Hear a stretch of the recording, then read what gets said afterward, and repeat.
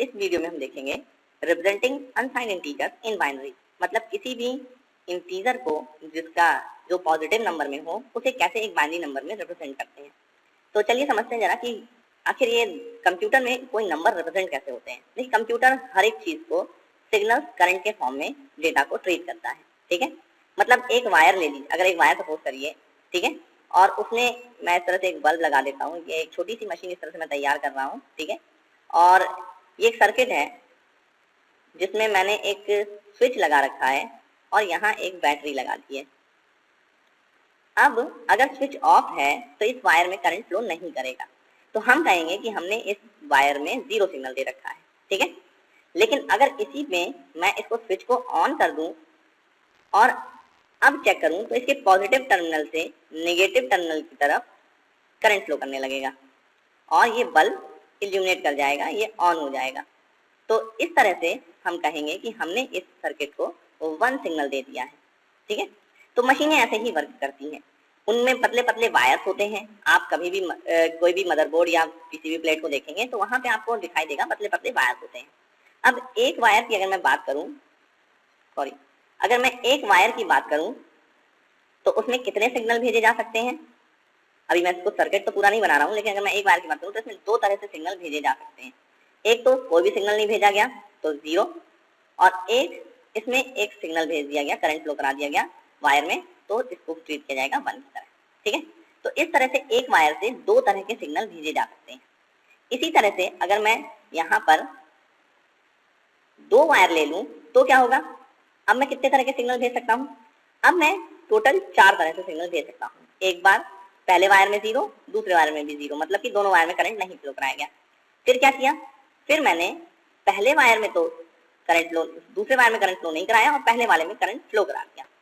फिर और क्या हो सकता है, फिर मैंने क्या किया, दूसरे वायर में करंट फ्लो कराया और पहले वाले में करंट फ्लो नहीं कराया। इसी तरह से चौथा तरीका क्या हो सकता है, दोनों वायर में करंट फ्लो करा दिया। तो इस तरह से हमारे चार तरह से सिग्नल इसमें भेजे जा सकते हैं। मैं चारों को लिख देता हूं, 00, 01, 10 और 11। इस तरह से ये चार तरह से करंट, चार तरह के डिफरेंट कोड जो है इस दो वायर की हेल्प से भेजे जा सकते हैं। अगर मैं इन्हीं को तीन वायर कर दूं तो अब यही चार कोड इसके जीरो स्टेट के लिए, मतलब इसमें तीसरे वाले वायर में हम करंट नहीं फ्लो करा रहे हैं, और यही चार कोड 0, 0, 0, 1, 10, 11 इसके वन स्टेट के लिए। तो इस तरह से ये कुल आप चेक करिए तो 8 कोड हो गए। एक वायर था तो 2 की पावर 1 इक्वल 2 डिफरेंट कोड भेजे जा सकते थे। कौन कौन से, 0 और 1। फिर जब दो वायर हुए तो 2 की पावर 2 कितने हो गए, भेजे जा सकते थे 4 कोड, ठीक है। मतलब चार तरह के डिफरेंट कोड बनाए जा सकते हैं। वो मैंने आपको बताया भी था, 0, 0, 0, 1, फिर 1, 0, फिर 1, 1। तो इस तरह से हम टोटल चार कोड भेज सकते थे। तीन वायर हुए तो 2 की पावर 3, और वो कितना होता है, 8। तो दुगना होता जा रहा है, आप देख सकते हो। जैसे जैसे एक एक बिट या एक एक वायर बना रहे हैं तो एक एक एक्स्ट्रा बिट बढ़ने पर क्या होता है, प्रीवियस वाले का दुगना हो जाता है। प्रीवियस वाले के वही कोड जीरो स्टेट के साथ और वही कोड वन स्टेट के साथ और ऐड हो जाते हैं, तो इस वजह से दुगना हो जाता है। अगर मैं यहाँ पर एक वायर और बढ़ा दूं तो अब टोटल कितने कोड, डिफरेंट कोड भेजे जा सकते हैं इससे, या सिग्नल भेजे जा सकते हैं। अब इससे यहाँ पर 8 थे प्रीवियस में, तो इसके दुगने मतलब 2 की पावर 4 16 कोड भेजे जा सकते हैं। 8 यही कोड इसके जीरो स्टेट के लिए और 8 यही कोड उसके वन स्टेट के लिए, ठीक है। तो आई होप आपको ये समझ में आ गया होगा कॉन्सेप्ट। अब जरा समझते हैं कि देखिए कंप्यूटर में सिर्फ पॉजिटिव नंबर नहीं होते हैं, ठीक है। हम अनसाइंड की बात करें तो सिर्फ पॉजिटिव लेकर के चलेंगे, लेकिन आपकी नॉलेज के लिए बता दूं कि कंप्यूटर में सिर्फ पॉजिटिव नंबर नहीं होते हैं, उसमें नेगेटिव नंबर भी होते हैं। तो हमें जब कभी कोई नंबर रिप्रेजेंट करना होता है तो हम उसमें एक मोस्ट सिग्निफिकेंट बिट जो होती है वो हम साइन के लिए यूज करते हैं। फॉर एग्जाम्पल अगर मैं आपसे बात करूं कि 8 बिट से कितने कोड बनेंगे, तो आप क्या आंसर दोगे, 8 बिट मतलब 8 वायर, ठीक है, 8 बाइनरी के बिट, 8 बाइनरी के डिजिट। इससे पहले आपने देखा था वही 1 वायर 2 वायर, तो वो बिट थे, 2 बिट, 1 बिट पहले, फिर 2 बिट 2 वायर के लिए, ठीक है। अगर 8 बिट है तो इसका मतलब उसमें 8 बाइनरी डिजिट का यूज करना है। तो 8 बाइनरी डिजिट का यूज करके या 8 बिट का यूज करके हम कितने कोड बना सकते हैं डिफरेंट डिफरेंट? 2 की पावर 8। वो कितना होता है? वो होता है 256। अब इससे हम लोग अगर कोड बनाएंगे तो वो कहां से कहां तक बनेगा? 8 बार 0, ठीक है, मतलब कोडिंग कहां से शुरू होगी? 0 से, ठीक है। इसका कोड क्या होगा भाई? 0। 8 बार 0 लिख दीजिए तो 0। और अगर मैं इसके बाद 1 कहूं तो 1 का कोड क्या होगा?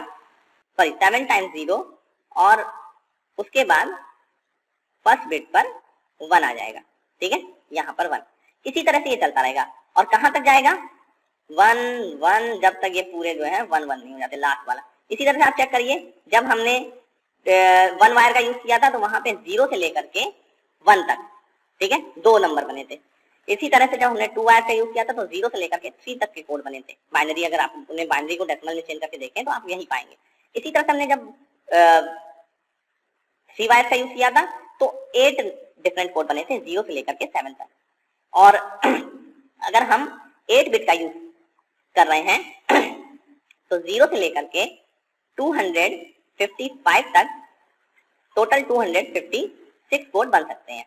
लेकिन क्या नंबर सिर्फ हम पॉजिटिव में ही एक्सेस करते हैं? नहीं ना, हम नंबर को नेगेटिव में भी रिप्रेजेंट करते हैं। तो इसीलिए हम इस रेंज को डिवाइड कर देते हैं। कैसे डिवाइड करते हैं? हम इसमें लास्ट वाले ये जो बिट है इसको हम लोग काउंटिंग के लिए यूज नहीं करते। अब अगर हम इसको काउंटिंग के लिए यूज नहीं कर रहे हैं तो ये फिर किस काम आएगा? ये काम आएगा साइन रिप्रेजेंट करने के लिए। अगर इस पोजीशन पर 0 लिखा हुआ है तो वो पॉजिटिव नंबर है।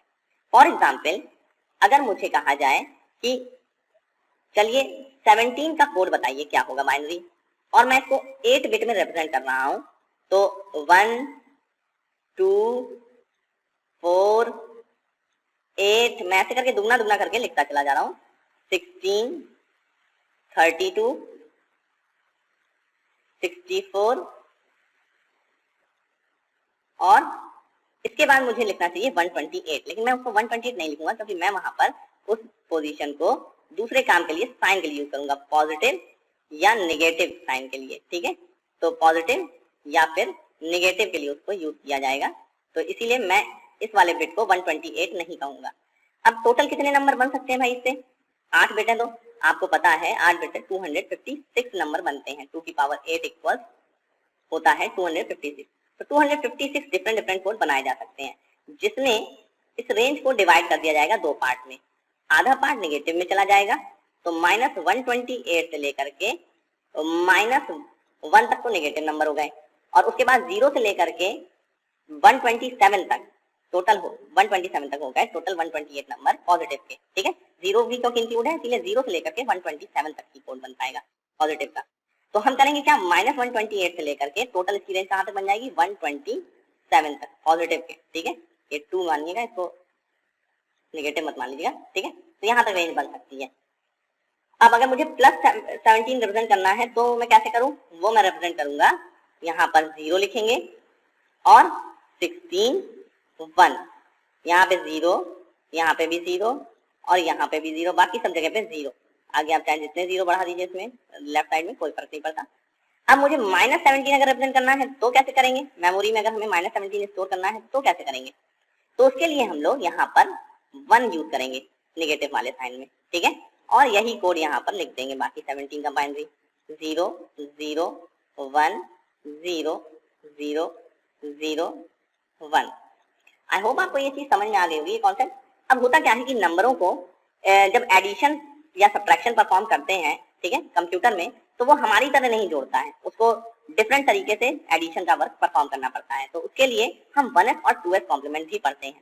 फिलहाल 1s और 2s कॉम्प्लीमेंट हमारे सिलेबस का पार्ट नहीं है। 1s और एक और होता है 2s। जब हमें सब्ट्रैक्शन पूरा परफॉर्म करना होगा तो हमें 2s की भी जरूरत, 1s के साथ साथ 2s की भी जरूरत पड़ती है। तो मतलब नंबर को 1s में पहले रिप्रेजेंट करते हैं, फिर 2s में, और ये सब्ट्रैक्शन ऑपरेशन के टाइम पे हमें ऐसा करना पड़ता है, ठीक है, क्योंकि हमारी मशीनें जिस तरह से हम एडिशन परफॉर्म करते हैं उस तरह से वो उन मशीनों से परफॉर्म नहीं कराया जा सकता। तो इसलिए उनको 1s और 2s में कन्वर्ट करके तब हम सब्ट्रैक्शन परफॉर्म करते हैं, सब्ट्रैक्शन ऑपरेशन, ठीक है, तो इस वीडियो के लिए हम इतना ही समझते हैं। Thanks for watching this video.